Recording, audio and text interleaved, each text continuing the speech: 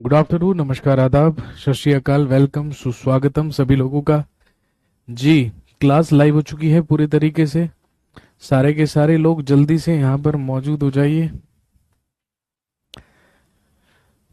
ठीक 12 बजकर अब 52 मिनट हुए हैं। तारीख आप जानते हैं, दिस इज 31 अगस्त 2021। आज 31 अगस्त 2021 है। क्लास पूरी तरीके से लाइव हो चुकी है।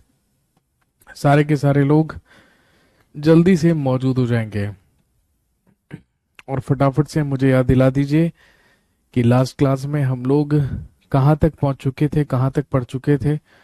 उसी के आगे से हमें कंटिन्यू करना है। जी, लास्ट क्लास में हम लोगों ने फिनिश किया था दिल्ली सल्तनत के बारे में, यानी कि लोधी डायनेस्टी या लोधी वंश के बारे में, जिसमें हमने इब्राहिम लोधी के बारे में पढ़ा था। उसके बाद आप जानते हैं 3 दिन तक आपकी क्लासेस नहीं हुई थी। क्योंकि क्लासेस नहीं हुई थी इसीलिए मैं आपको अपलोड करवा के गया था 2 टॉपिक्स, एक विजयनगर और बहमनी एम्पायर और दूसरा सूफी एंड भक्ति मूवमेंट, तो जो आपको रिकॉर्डेड फॉर्म में दिया गया था।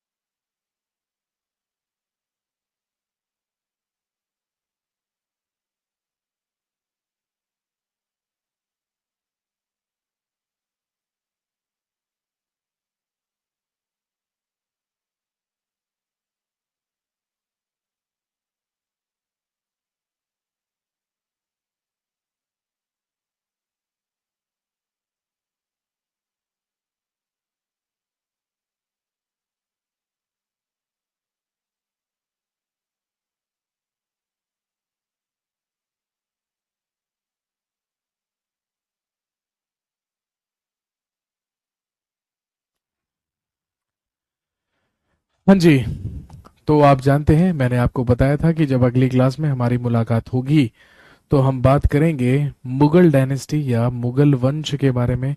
तो आप जानते हैं कि आज हमें शुरुआत करनी है फ्रॉम द मुगल पीरियड। तो आज हमें मुगल पीरियड या मुगल काल के बारे में पढ़ना है, जो बेसिकली मेडिवल इंडिया या मध्यकालीन भारत का क्या होता है, सेकंड हाफ पार्ट होता है, या दूसरा हाफ जो पार्ट है उसी के बारे में हम बात करेंगे। चलिए जी, आप जानते हैं कि हम लोग पढ़ रहे हैं मेडिवल इंडिया,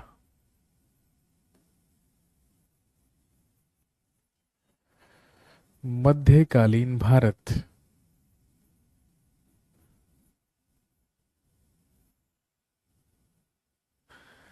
हम पढ़ रहे थे मेडिवल इंडिया या मध्यकालीन भारत, जिसमें आज हम बात करेंगे अबाउट द मुगल डायनेस्टी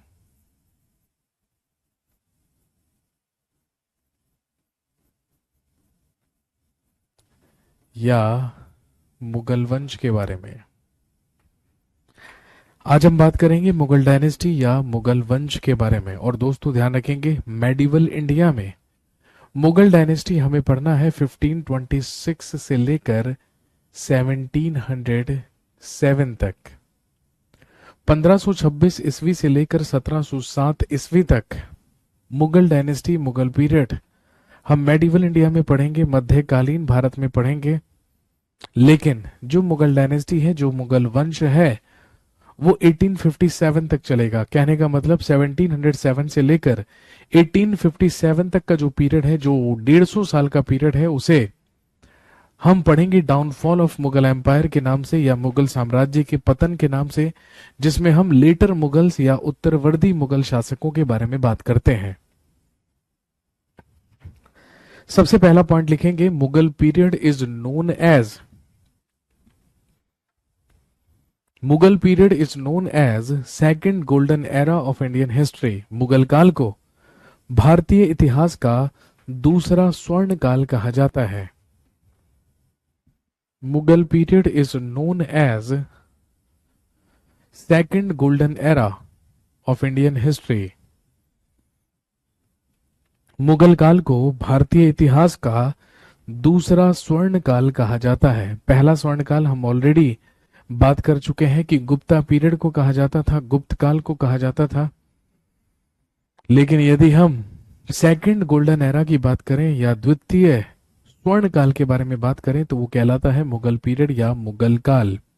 और आप जानते हैं भारत में मुगल साम्राज्य की स्थापना जहीरुद्दीन मोहम्मद बाबर के द्वारा की गई थी। लिखेंगे सबसे पहला मुगल एम्परर, मुगल शासक जो हुआ, जहीरुद्दीन मोहम्मद बाबर।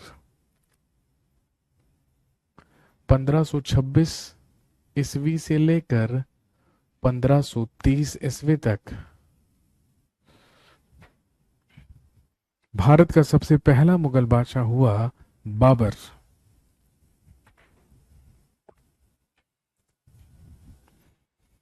तो मेडिवल इंडिया में हम 1526 से 1707 ईस्वी तक मुगल पीरियड पढ़ेंगे या मुगल डायनेस्टी पढ़ेंगे, जिसमें हम बात करेंगे 6 मुगल एम्परर्स के बारे में या 6 मुगल बादशाहों के बारे में, जो कौन कौन होंगे, जो होंगे बाबर, हुमायूं, अकबर, जहांगीर, शाहजहां और औरंगजेब। इन 6 मुगल बादशाहों के बारे में हमें यहाँ पर पढ़ना है।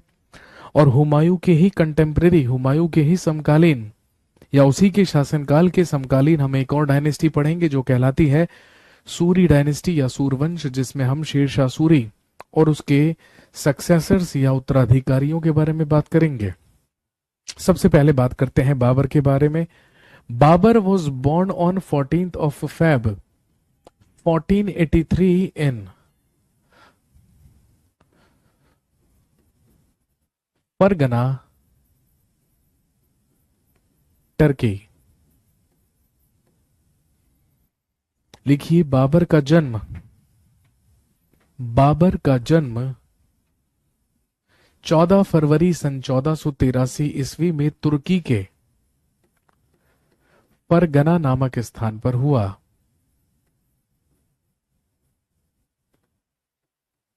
फरगना जो कि वर्तमान में उज्बेकिस्तान में है, लेकिन उस समय ये तुर्किस्तान का भाग हुआ करता था। और उसी तुर्की के फरगना नामक स्थान पर ही जन्म हुआ था किसका? बाबर का।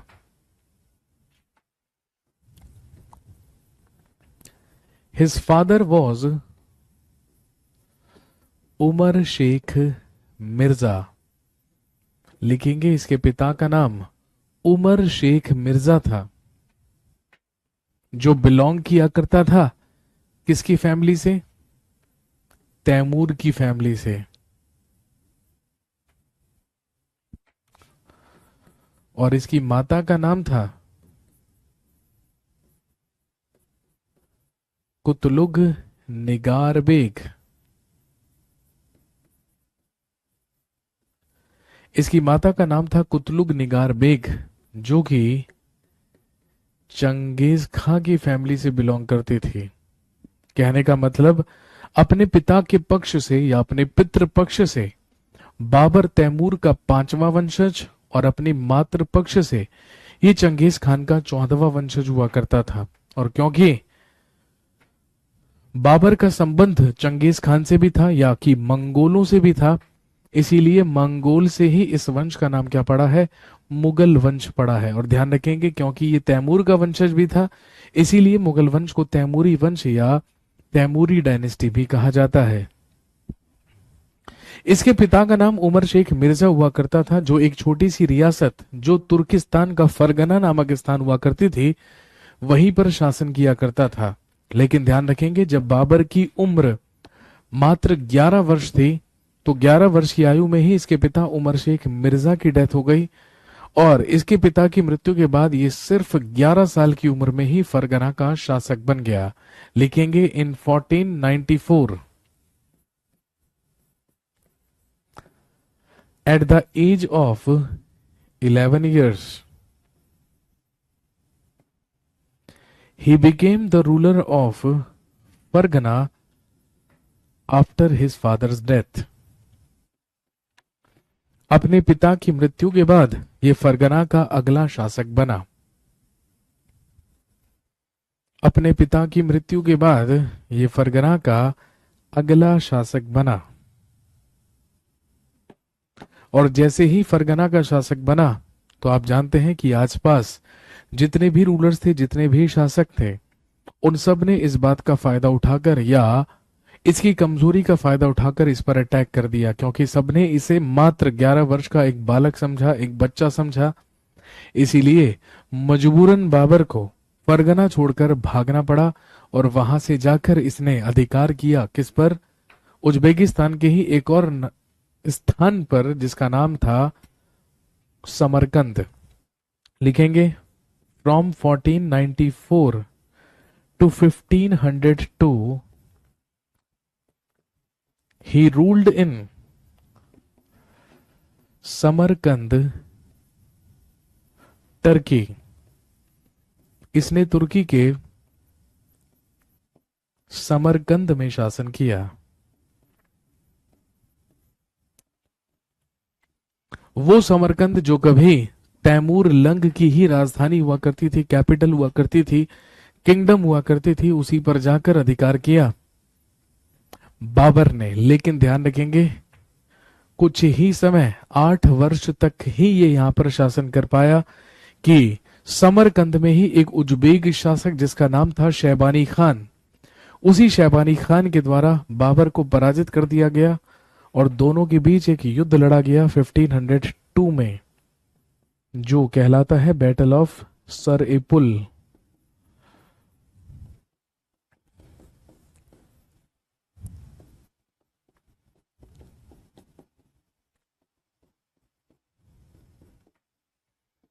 बैटल ऑफ सरीपुल या सरीपुल का युद्ध जो लड़ा गया बाबर और एक उज्बेक शासक के बीच जिसका नाम था शैबानी खान। शैबानी खान और बाबर के बीच लड़ा गया सरीपुल का युद्ध। और ध्यान रखेंगे इसी युद्ध में, इसी बैटल में शैबानी खान डिफीटेड बाबर। इसी युद्ध में शैबानी खान ने बाबर को पराजित किया और मजबूरन बाबर को समरकंद छोड़कर भी वहां से भागना पड़ा। इसके बाद इसने रुख किया हिंदुस्तान की तरफ और जीवन की सबसे पहली सफलता 1504 ईस्वी में बाबर को मिली, जब इसने अधिकार किया अफगानिस्तान के काबुल और कंधार पर। लिखेंगे इन 1504 बाबर कॉन्कर्ड काबुल एंड कंधार। 1504 ईस्वी में बाबर ने काबुल और कंधार पर अधिकार किया। काबुल को ही अपनी राजधानी बनाया और काबुल को अपनी राजधानी बनाकर वहीं पर शासन करने लगा बाबर। और जब काबुल में शासन करने लगा तो इसे लगा कि ही बिकेम स्टेबल नाउ, अब ये स्थिर हो चुका है, अब ये स्टेबल हो चुका है। इसीलिए ध्यान रखेंगे इन Kabul in 1507 in Kabul, Babur took the title of पादशाह और बादशाह।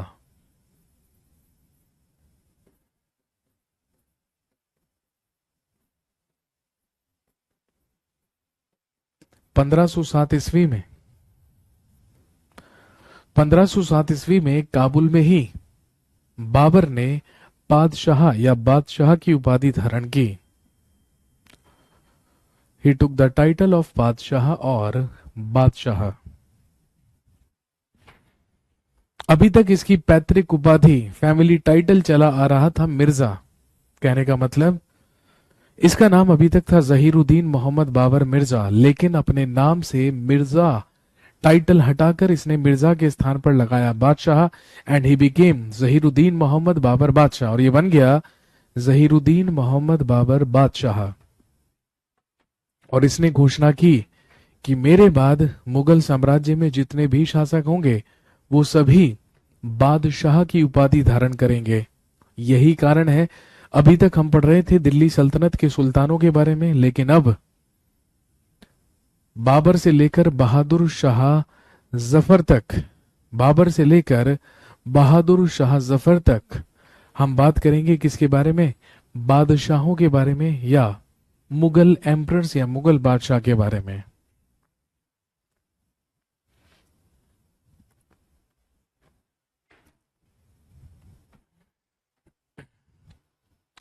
पंद्रह सौ सात ईस्वी में इसने बादशाह की उपाधि धारण कर ली काबुल में, और लंबे समय तक इसने काबुल में ही शासन किया। लेकिन लंबे समय तक अफगानिस्तान के काबुल में शासन करने के बाद ध्यान रखेंगे इसे वहां पर भी स्टेबिलिटी नहीं मिली, वहां पर भी स्थिरता नहीं मिली, और इकोनॉमिक क्राइसिस आ जाने की वजह से, आर्थिक तंगी आ जाने की वजह से इसे मजबूरन अफगानिस्तान के काबुल से हिंदुस्तान की तरफ रुख करना पड़ा और हिंदुस्तान की तरफ आगे बढ़ना पड़ा।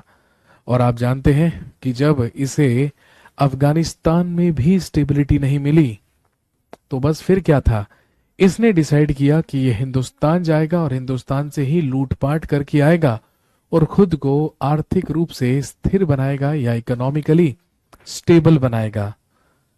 उधर हिंदुस्तान में दिल्ली सल्तनत चल रही थी, और आप जानते हैं दिल्ली सल्तनत में शासन कर रहा था इब्राहिम लोदी।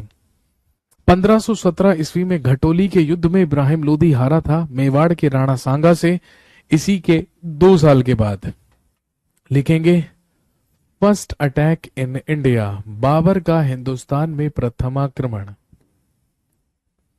बाबर ने हिंदुस्तान में सबसे पहला आक्रमण 1519 ईस्वी में बाजौर नामक स्थान पर किया। और ध्यान रखेंगे बाजौर में ही एक किला था जो कहलाता है भेरागढ़ फोर्ट या भेरागढ़ का किला।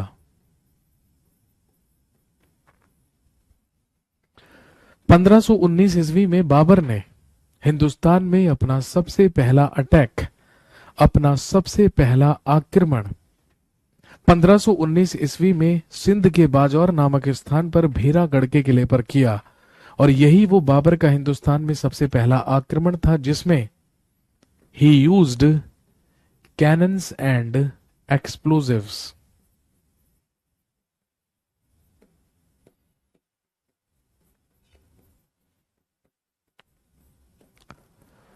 इसी आक्रमण के दौरान बाबर ने हिंदुस्तान में पहली बार तोपें और गोला बारूद का इस्तेमाल किया था। बाबर खुद अपनी ऑटोबायोग्राफी में लिखता है कि उसने भारत में सबसे पहले तोपों का और एक्सप्लोजिव्स का इस्तेमाल भेरागढ़ के किले पर ही किया था। कहने का मतलब हिंदुस्तान में तोपें और गोला बारूद लेकर आने वाला ही सबसे पहला शासक कौन माना जाता है? बाबर माना जाता है।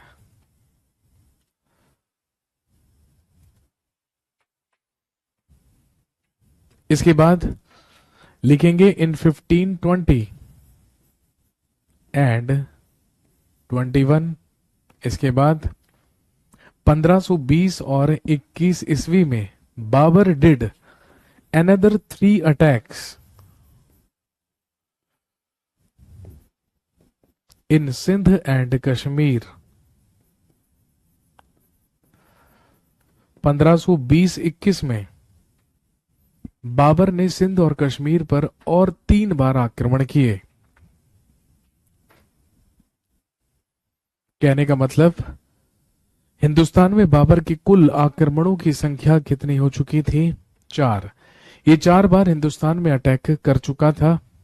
उस समय दिल्ली सल्तनत में लोदी वंश चल रहा था जिसका सुल्तान था इब्राहिम लोदी, और इब्राहिम लोदी के ही 2 चाचा, 2 अंकल दिल्ली और पंजाब की सूबेदारी संभाल रहे थे।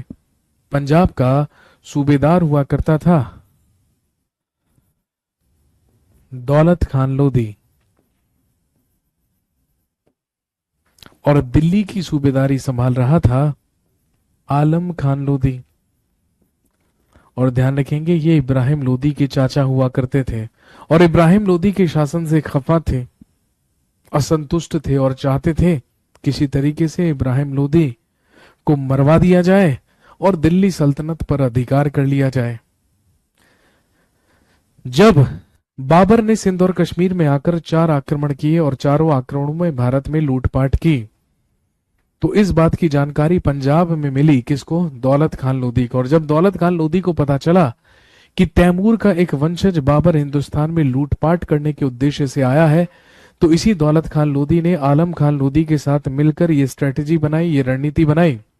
क्यों ना बाबर को आमंत्रित किया जाए, क्यों ना बाबर को इनवाइट किया जाए और कहा जाए कि आइए और आकर अटैक कीजिए इब्राहिम लोदी पर। यदि आपको भारी संपत्ति लूटनी है तो आप इब्राहिम लोदी से लूटिए। आपसे क्वेश्चन भी पूछेंगे कि बताइए इब्राहिम लोदी पर अटैक करने के लिए बाबर को किसने इनवाइट किया था, किसने आमंत्रित किया था? ही वॉज दौलत खान लोदी।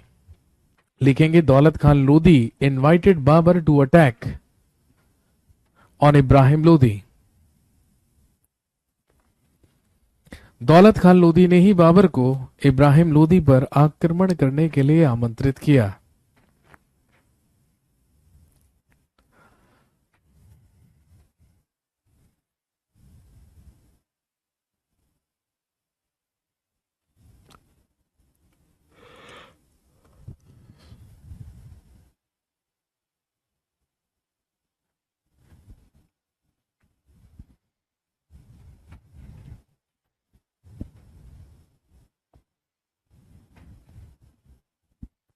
और जब ये बात मेवाड़ के शासक राणा सांगा को पता चली, तो राणा सांगा को भी पता चला कि भाई तैमूर का एक वंशज बाबर हिंदुस्तान में आया है अटैक करने के लिए। तो राणा सांगा ने सोचा कि इब्राहिम लोदी तो मेरा भी दुश्मन है, क्यों ना बाबर की मदद की जाए इब्राहिम लोदी के खिलाफ। बाबर इब्राहिम लोदी को पराजित करेगा, उससे लूटपाट करेगा और लूटपाट करके यहां से वापस लौट जाएगा और उसके वापस लौटने के बाद दिल्ली सल्तनत पर हम अधिकार कर लेंगे। ऐसा सोचा राणा सांगा ने। और इधर दौलत खान लोदी और आलम खान लोदी ने ये सोचा कि बाबर से अटैक करवाते हैं इब्राहिम लोदी पर, और जब बाबर इब्राहिम लोदी पर अटैक करके उसकी हत्या कर देगा तो लूटपाट करके वो वापस लौट जाएगा और दिल्ली सल्तनत पर हम अधिकार कर लेंगे। बस फिर क्या था, राणा सांगा ने भी बाबर के पास संदेश भिजवाया और बाबर से कहा कि आप आकर इब्राहिम लोदी पर अटैक कीजिए, वो मेरा दुश्मन भी है और मैं वादा करता हूं अपनी सेना के साथ इब्राहिम लोदी के खिलाफ आपकी मदद करूंगा। यानी कि राणा सांगा ने भी बाबर की मदद करने का वादा कर डाला। उधर बाबर ने सोचा जब इतने सारे इनविटेशंस आ ही रहे हैं तो चलिए लेट्स ट्राई द फेट, तो भाग्य को आजमाया जाए। केवल 12,000 सैनिक लेकर बाबर हिंदुस्तान में आया था और इब्राहिम लोदी के खेमे में 1 लाख सैनिकों की सेना हुआ करती थी। लेकिन फिर भी आप जानते हैं एक ऐतिहासिक युद्ध लड़ा गया 21 अप्रैल 1526 ईस्वी को, जो कहलाता है फर्स्ट बैटल ऑफ पानीपत। 1526 ईस्वी में लड़ा गया पानीपत का प्रथम युद्ध।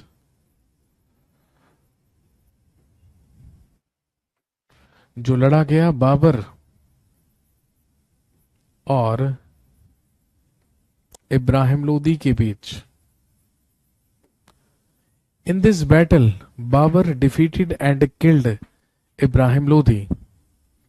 और आप जानते हैं इसी युद्ध में बाबर ने इब्राहिम लोदी को पराजित कर उसकी हत्या की and he founded Mughal dynasty in India. और बाबर ने हिंदुस्तान में मुगल वंश की स्थापना की।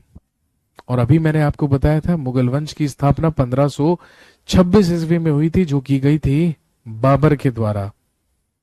तो जब पानीपत का पहला युद्ध जीत जाता है बाबर, तो उसी के बाद से हिंदुस्तान में स्थापना होती है मुगल साम्राज्य की या मुगल एम्पायर की।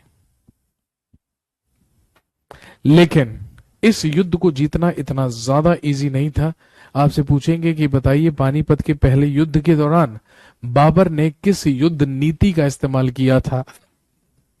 ध्यान रखेंगे ये कहलाती थी तुलगमा युद्ध नीति।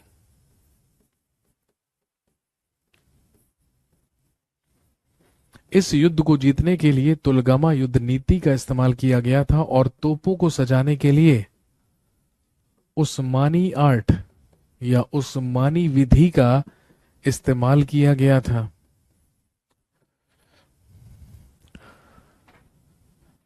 Babar was a warrior, Babur एक योद्धा था और कुशल नेतृत्व उसका मिला था पानीपत के प्रथम युद्ध में। एक तो कुशल नेतृत्व, दूसरी तरफ सारे के सारे प्रशिक्षित सैनिक और घोड़े, और तीसरी तरफ बाबर के खेमे में दो महान तोपची हुआ करते थे जिन्होंने तोपों का प्रबंधन किया था। और ध्यान रखेंगे इस युद्ध में बाबर के दो महान तोपचियों ने तोपों का संचालन किया था जिनके नाम थे उस्ताद अली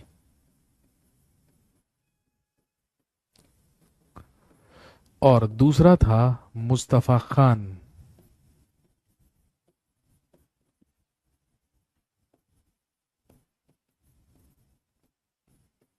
उस्ताद अली और मुस्तफा खान नाम के दो तोपचियों ने तोपों का संचालन किया था बाबर के, और इन्हीं के कंट्रीब्यूशन से बाबर ने इब्राहिम लोदी को पराजित किया। और हम सब जानते हैं दिल्ली सल्तनत का एकमात्र सुल्तान था इब्राहिम लोदी जो युद्ध में लड़ते हुए ही मारा गया था। इब्राहिम लोदी मारा गया और हिंदुस्तान में स्थापना हो गई मुगल डायनेस्टी की या मुगल वंश की। और ध्यान रखेंगे इसी जीत के उपलक्ष्य में आफ्टर दैट, इसी जीत के उपलक्ष्य में बाबर ने पानीपत में काबुली बाग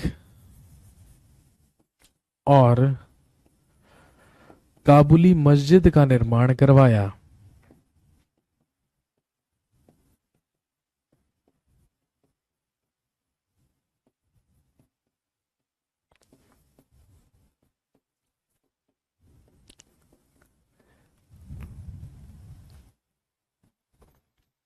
पानीपत में ही बाबर के द्वारा काबुली बाग और काबुली मस्जिद का निर्माण करवाया गया।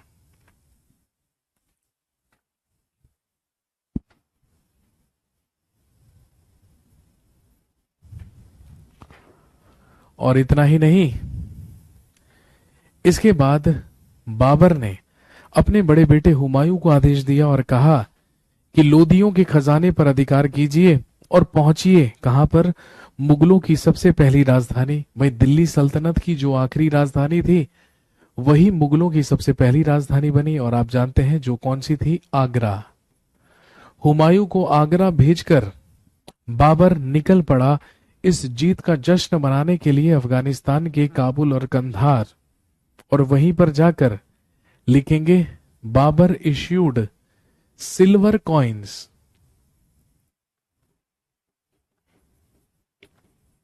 इन काबुल एंड कंधार।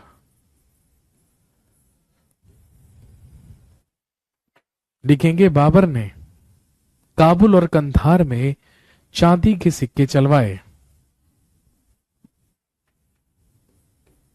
और ध्यान रखेंगे इन काबुल ही इश्यूड शाहरुख कॉइन्स। काबुल में इसके द्वारा शाहरुख सिक्के या शाहरुख कॉइन से चलवाए गए, और अफगानिस्तान के कंधार में अपने नाम से इसने चलवाए बाबरी कॉइन्स या बाबरी सिक्के।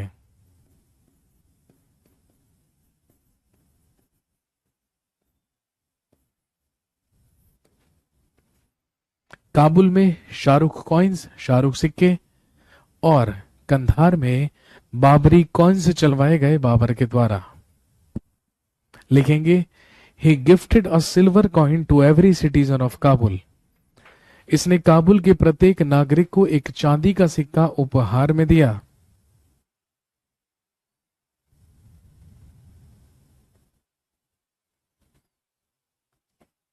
ही gifted a silver coin to every citizen of Kabul. इसने काबुल के प्रत्येक नागरिक को एक चांदी का सिक्का उपहार में दिया। और ध्यान रखेंगे, इसी बात से खुश होकर citizens of Kabul gave him the title of कलंदर। और लिखेंगे काबुल की जनता ने इसे कलंदर की उपाधि दी। Citizens of Kabul give him the title of Qalandar. Kabul की जनता ने इसे कलंदर की उपाधि दी। क्योंकि कलंदर की उपाधि मिली तो जाकर जुड़ गई किससे? नाम से। और ये बन गया जहीरुद्दीन मोहम्मद बाबर बादशाह कलंदर। फाइनली मुगल साम्राज्य की स्थापना हुई। और आप जानते हैं मुगल साम्राज्य शुरू हुआ 1526 ईस्वी से, जब 1526 ईस्वी में बाबर ने मुगल सल्तनत या मुगल साम्राज्य की स्थापना की। फाइनली इस जीत का जश्न मनाकर ये पहुंचा आगरा। और आप जानते हैं आगरा मुगलों की सबसे पहली राजधानी बनी थी। और जब ये आगरा पहुंचा तो इसे सबसे पहले याद आई किसकी? राणा सांगा की। क्योंकि राणा सांगा ने मदद करने का वादा किया था लेकिन वो मदद करने आया नहीं था। क्योंकि राणा सांगा को ये पता चल गया था कि बाबर हिंदुस्तान में लूटपाट करने नहीं बल्कि यहां पर राज करने के लिए आया है, शासन करने के लिए आया है, मुगल साम्राज्य की स्थापना करने के लिए आया है। इसीलिए वो मदद करने नहीं गया। और ध्यान रखेंगे 1527 ईस्वी में बाबर ने राणा सांगा पर ही अटैक किया और लड़ा गया बैटल ऑफ खानवा।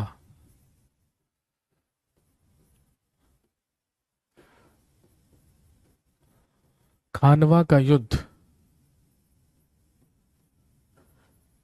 जो लड़ा गया बाबर और राणा सांगा के बीच।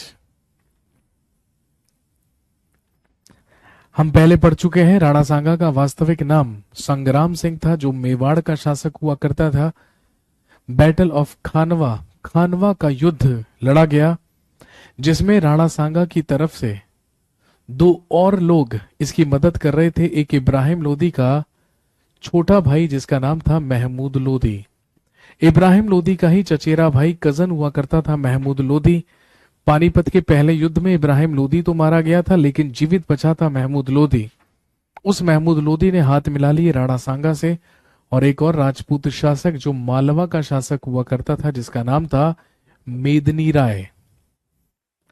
कहने का मतलब बाबर की सेना राणा सांगा की सेना की मात्र 1/3 थी, 1/3 थी।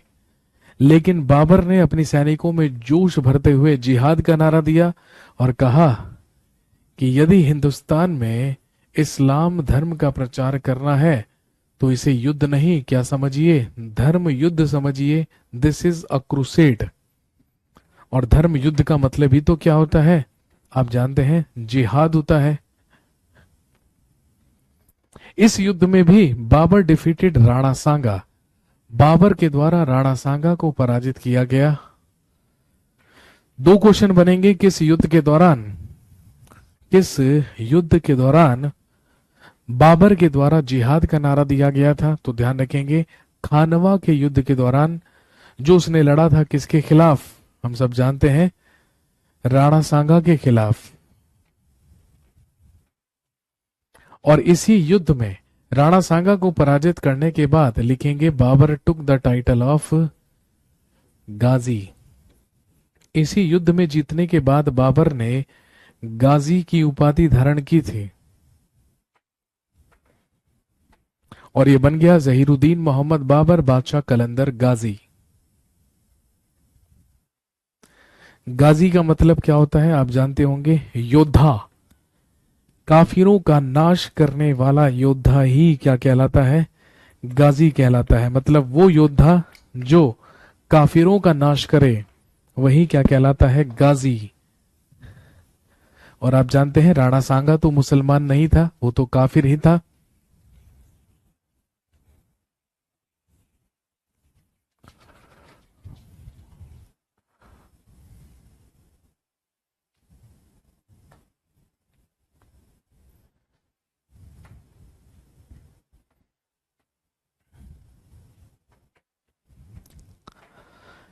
इसके बाद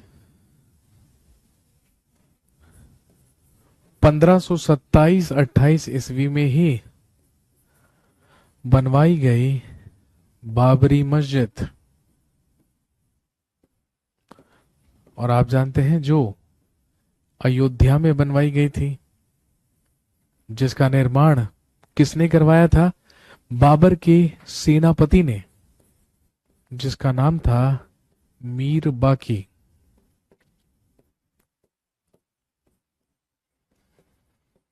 बाबर का एक सेनापति हुआ करता था जिसका नाम था मीर बाकी। और ध्यान रखेंगे, इसे बाकी ताशकंदी भी कहा जाता था, क्योंकि ये ताशकंद से बिलोंग करता था।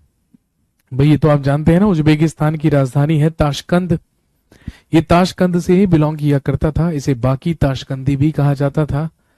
इसी मीर बाकी ने, जो बाबर का सेनापति हुआ करता था, इसी ने बाबरी मस्जिद का निर्माण करवाया था।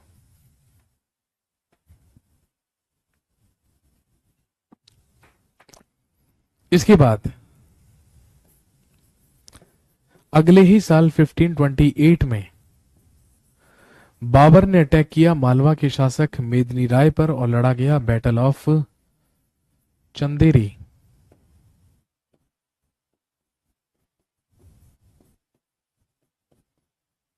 चंदेरी का युद्ध बिटवीन बाबर एंड मेदिनी राय। और ध्यान रखेंगे, Medini Rai was the ruler of Malwa. इसी के अगले साल 1528 ईस्वी में बाबर ने मालवा के शासक मेदिनी राय पर अटैक किया और लड़ा गया बैटल ऑफ चंदेरी या चंदेरी का युद्ध। बैटल ऑफ चंदेरी या चंदेरी का युद्ध। और ध्यान रखेंगे, बैटल ऑफ चंदेरी या चंदेरी के युद्ध में बाबर डिफीटेड एंड किल्ड मेदिनी राय। बाबर ने मेदिनी राय को पराजित कर उसकी हत्या की। और ध्यान रखेंगे, केवल हत्या ही नहीं की, बल्कि मेदिनी राय और उसके सैनिकों के सर कटवाकर सरों की मीनारें भी बनवाई। और अपने सैनिकों को आदेश दिया कि मेदिनी राय के महल में जितनी भी महिलाएं हैं उन सबको अगवा कर लीजिए और अपने हरम में ले चलिए। आप जानते होंगे, मुगल काल में किले के अंदर वो स्थान जहां पर केवल महिलाएं रहा करती थी, उसी को क्या कहा जाता था? हरम कहा जाता था।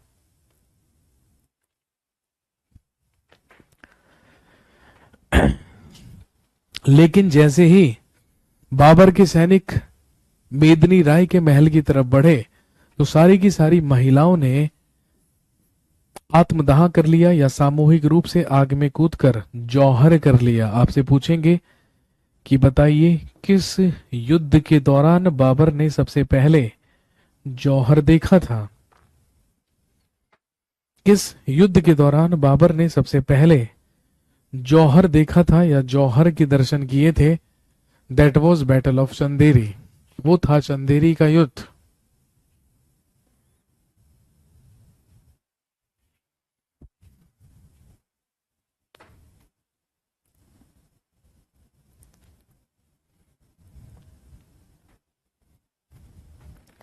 नेक्स्ट ध्यान रखेंगे, इब्राहिम लोदी के भाई महमूद लोदी ने एक बार फिर से अफगानों की सेना को इकट्ठा किया, संगठित किया और अगले ही साल बाबर के खिलाफ एक बार फिर से कोशिश की गई। 1529 ईस्वी में उत्तर प्रदेश में घाघरा नदी के किनारे लड़ा गया बैटल ऑफ घाघरा। या घाघरा का युद्ध, जो लड़ा गया बाबर और अफगानों के बीच, बिटवीन बाबर एंड अफगान्स, जिसमें अफगानों का नेतृत्व कर रहा था महमूद लोदी। और लिखेंगे, in this battle Babur defeated Afghans. इस युद्ध में भी बाबर ने अफगानों को पराजित किया। In this battle Babur defeated Afghans. इस युद्ध में भी बाबर ने अफगानों को पराजित किया।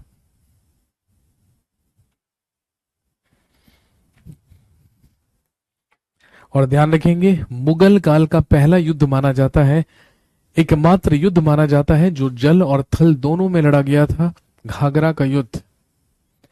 इस युद्ध में बाबर ने अफगानों को पराजित किया, लेकिन ऐसा कहते हैं कि इस युद्ध में खुद बुरी तरीके से घायल हुआ बाबर और उसके बाद सरवाइव नहीं कर पाया। और यही कारण है कि अगले ही साल 1530 ईस्वी में बाबर डाइड इन आगरा। आगरा में बाबर की मृत्यु हुई। अलग अलग इतिहासकारों के अलग अलग मत हैं बाबर की मृत्यु के। कुछ कहते हैं कि घाघरा के युद्ध में बुरी तरीके से घायल हो जाने की वजह से बाबर की मृत्यु हुई थी। कुछ इतिहासकार नहीं बल्कि बाबर की ही पुत्री गुलबदन बेगम, जिसने हुमायूं की जीवनी लिखी है, हुमायूं नामा लिखी है, तो गुलबदन बेगम ऐसा कहती है कि इब्राहिम लोदी की मां के द्वारा जहर दे देने की वजह से बाबर की मृत्यु हुई थी। और कुछ लोग इसके पीछे एक धार्मिक कारण भी मानते हैं या फिर एक स्पिरिचुअल रीजन भी मानते हैं कि एक बार हुमायूं बहुत ज्यादा बीमार हो गया था, तो बाबर ने ऐसी दुआ मांगी थी कि मुझे मेरे प्राण ले लीजिए, मेरी मृत्यु हो जाए, लेकिन मेरे पुत्र हुमायूं को जीवन दान मिल जाए, उसको जीवन बख्श दिया जाए। तो ऐसा भी कहते हैं कि उसके बाद धीरे धीरे हुमायूं ठीक होने लगा और धीरे धीरे बीमार पड़ने लगा बाबर। लेकिन conclusion of the story is 1530 ईस्वी में बाबर की मृत्यु हो गई और बाबर की अंतिम इच्छा ये थी कि इसके मरने के बाद इसे इसकी पसंदीदा जगह काबुल में दफनाया जाए भाई, क्योंकि इसने सबसे ज्यादा समय ही कहां बिताया था, काबुल में बिताया था। लेकिन बाबर जब मरा तो ध्यान रखेंगे इसको इनिशियली आगरा के आराम बाग में दफना दिया गया। इनिशियली इसे आगरा के आराम बाग में दफना दिया गया, लेकिन बाद में इसकी अंतिम इच्छा को पूरा किया गया और इसका मकबरा बनवाया गया। कहां पर? काबुल में। और हम सब जानते हैं इसकी कब्र से इसके ताबूत को निकालकर कहां भेज दिया गया है? काबुल भेज दिया गया है। तो अफगानिस्तान के काबुल में है बाबर का मकबरा, tomb of Babur. He wrote his autobiography. Babur ने अपनी आत्मकथा लिखी जो कहलाती है तुजू के बाबरी या बाबरनामा। बाबर ने अपनी ऑटोबायोग्राफी या अपनी आत्मकथा लिखी तुर्क भाषा में या चगतई भाषा में, जो कहलाती थी तुजू के बाबरी या बाबरनामा। लेकिन ध्यान रखेंगे during the ruling period of Akbar, लेकिन अकबर के शासनकाल में इसका अनुवाद पर्शियन में करवाया गया, इसका अनुवाद फारसी भाषा में करवाया गया, जो अकबर के ही नवरत्नों में से एक ने किया था, जिसका नाम था अब्दुल रहीम खाने खाना। अकबर के नवरत्नों में या फिर बैरम खान का ही पुत्र हुआ करता था अब्दुल रहीम खाने खाना, जिसने बाबर की ऑटोबायोग्राफी या आत्मकथा को फारसी भाषा में ट्रांसलेट किया था, जो कहलाती है तुजू के बाबरी या बाबरनामा।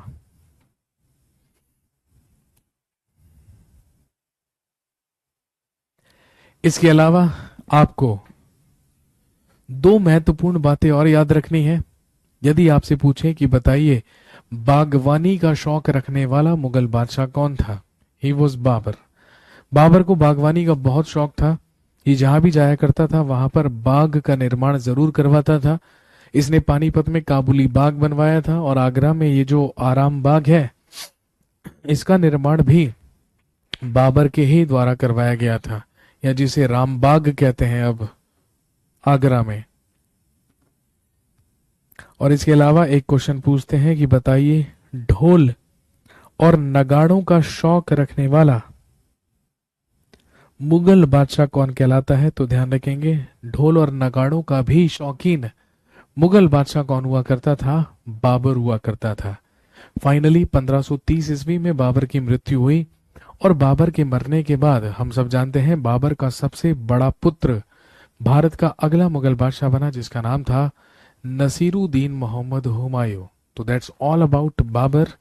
आज की कहानी को यहीं पर रोकेंगे। अगली क्लास में जब आपसे मुलाकात होगी तो हम बात करेंगे दूसरे मुगल बादशाह के बारे में, सेकंड मुगल एम्परर के बारे में, जो होगा नसीरुद्दीन मोहम्मद हुमायूं।